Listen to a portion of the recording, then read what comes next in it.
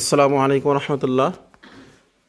আমাদের বিদেশি দুই প্রবাসী ভাই ছাত্রদেরকে 20টা কোরআন শিফ হাদিয়া দিছে।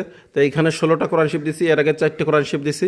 যে 4জনকে, সেই 4জনের আমাদের ফেসবুক পেজে দিয়ে আছে, ওই 4জনের ছবি সহ।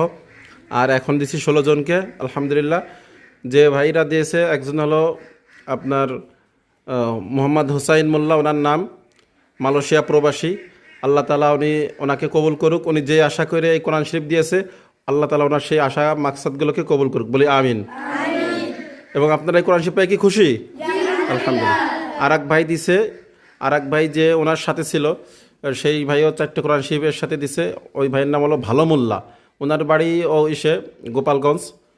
তো আমরা সবাই, সেও মালয়েশিয়া প্রবাসী, তার জন্য দোয়া করব, সবার জন্য দোয়া করব। যারা যেই আশা নিয়ে দেয়, আল্লাহ তাআলা যেন সবার সমস্ত প্রকার নেক আশাগুলো পূরণ করুক, বলে আমিন।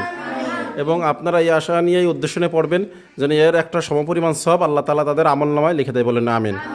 এবং আরও যারা আমাদের দেশ থেকে, প্রবাস থেকে, বিভিন্ন স্থান থেকে আমাদের মাদ্রাসায় যারা এতিম অসহায়দের জন্য দান খয়রাত করে থাকে, আপনাদের পাশে দাঁড়ায়, তাদের সবাই দানকে আল্লাহ তাআলা কবুল করুক, বলেন আমিন। এবং আল্লাহ তাআলা যেন সবাইকে দুনিয়া আখিরাত ও ওয়াইজানে কামিয়াব করুক। আল্লাহ তাআলা সবাই ইনকামের ভিতরে বরকত বাড়াই দিক, সবাই বিপদ আপদ বালা মুসিবতকে মাফ করে দিক, বলে আমিন। আসসালামু আলাইকুম রহমতুল্লাহ। তাহলে কোরআন শরীফ পাই কি আপনারা খুশি? আচ্ছা, আলহামদুলিল্লাহ। ঠিক আছে, আসসালামু আলাইকুম রহমতুল্লাহ।